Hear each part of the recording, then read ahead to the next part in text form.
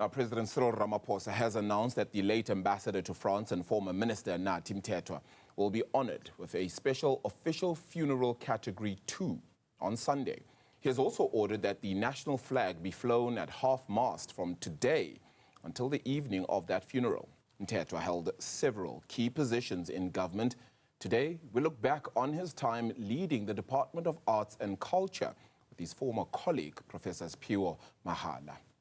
Professor Mahala, thank you so much for the time. I think I want to read a part of your article here, if you'll allow me. This is one that appeared on Times Live, actually, and it's just an opinion piece. But you speak about his death, and that being the death of Nathi Mthethwa, has resonance with that of Net Nakasa, who died in similar circumstances in Harlem, New York, on July 14, 1965. Ironically, Mthethwa played a key role in the repatriation of Nakasa's mortal remains to his ancestral land in August 2014, half a century after his departure. I think it becomes very poignant when you make note of something like that, and then we point to the life and times of a man like Nathi Mthethwa and his significance to South African politics. Do you mind just sharing perhaps the leadership and the symbolic and even substantive nature of his leadership as you felt it as a former colleague? Good morning, Arabile. Thanks for having me. I must first of all convey my most sincere condolences to the Mthethwa family at this difficult time. I had the privilege of working with Ambassador Nathi Mthethwa at the time. He was the Minister of Arts and Culture. When he was appointed to the department in 2014, I had been in the department for 10 years, and one of the things that struck me about him at first contact is the fact that he was a very good listener. He came from a totally different background because he had been a Minister of Police before. So understandably, in the industry, there was some cynicism about him, but he turned out to be a very good listener. And one of the first projects that we had to work together on was the repatriation of Nat Nakasa's remains, which we did successfully in 2014.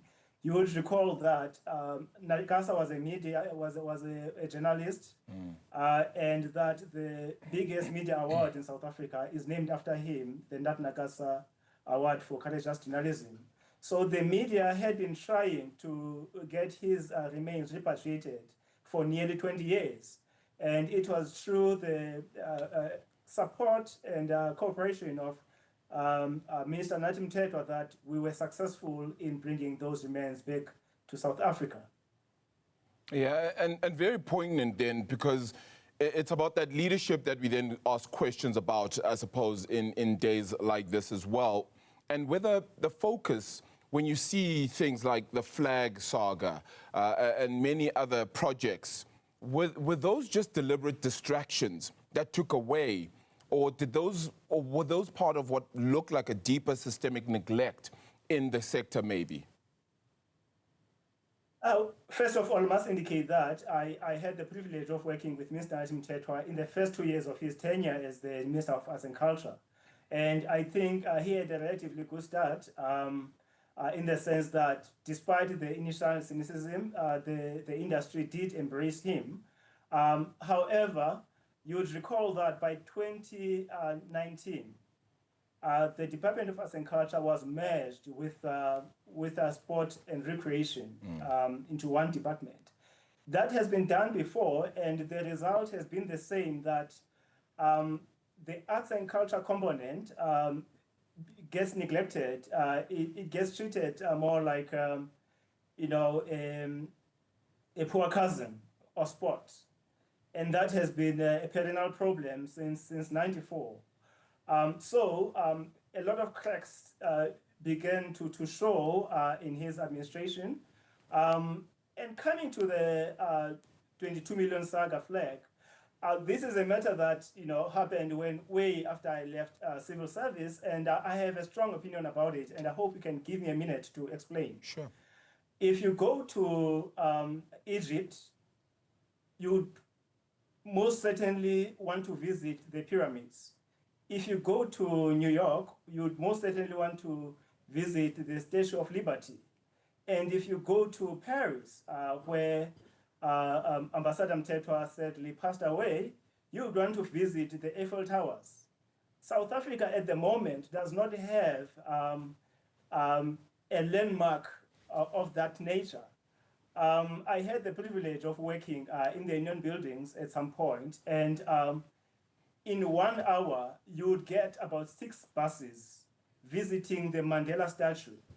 So what does that mean is that such landmarks attract a lot of tourism revenue.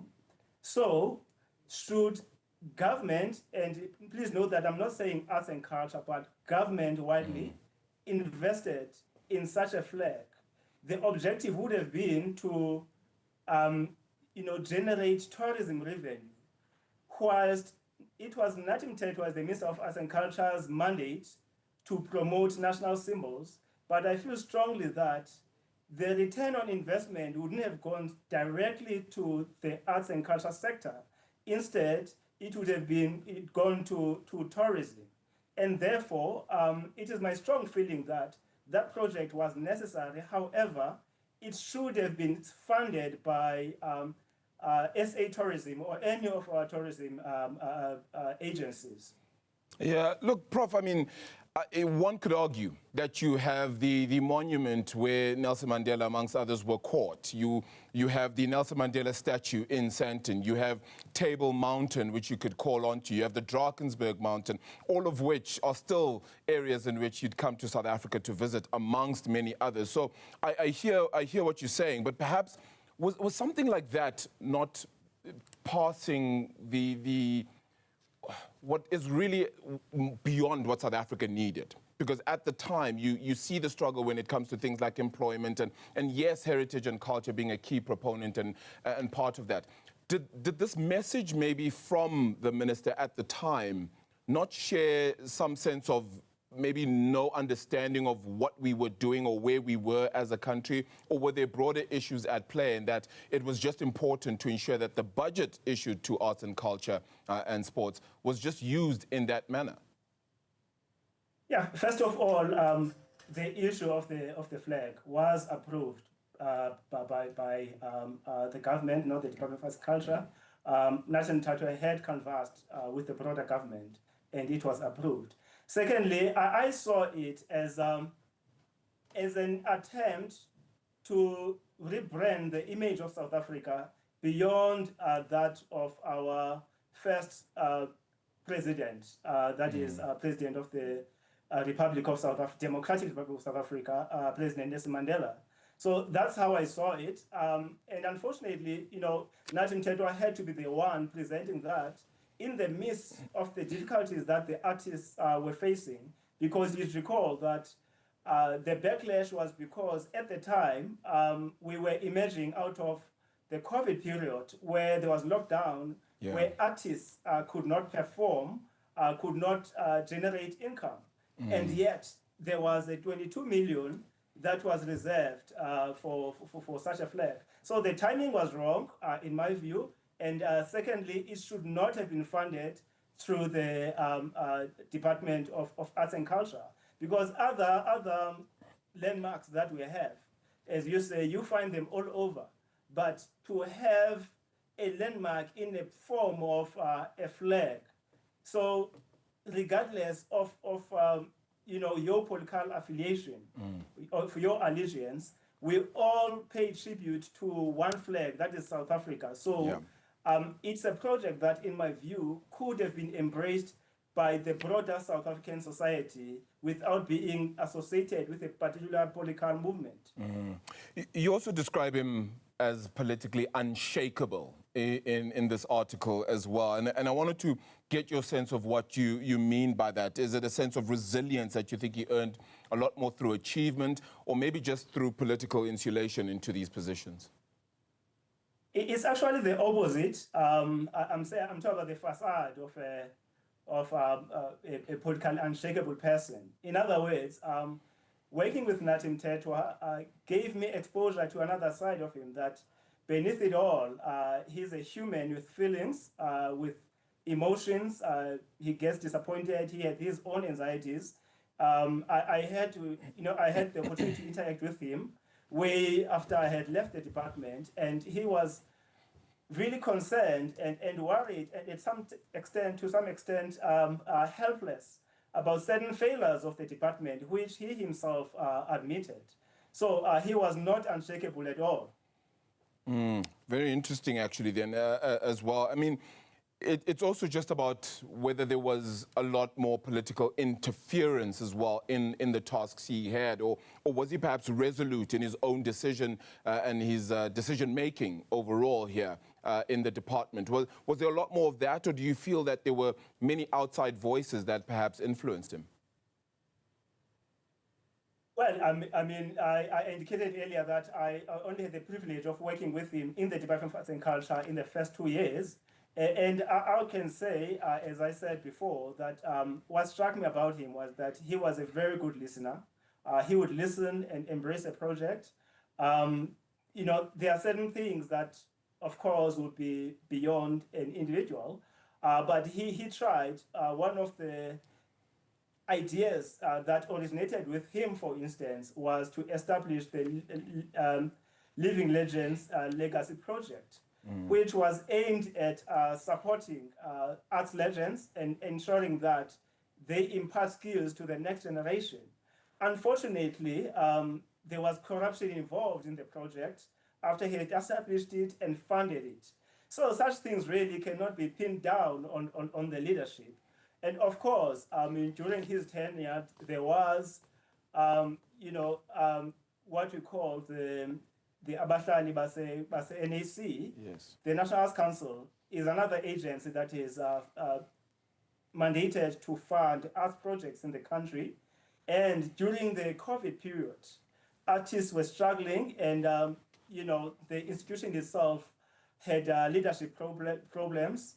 As a result, this affected the artists. So there was a sit-in of almost 2 months, and at some point he tried to interact, to engage the artists. But as I said, this was within the agency of the department. So your powers as an executive head are limited. Yeah.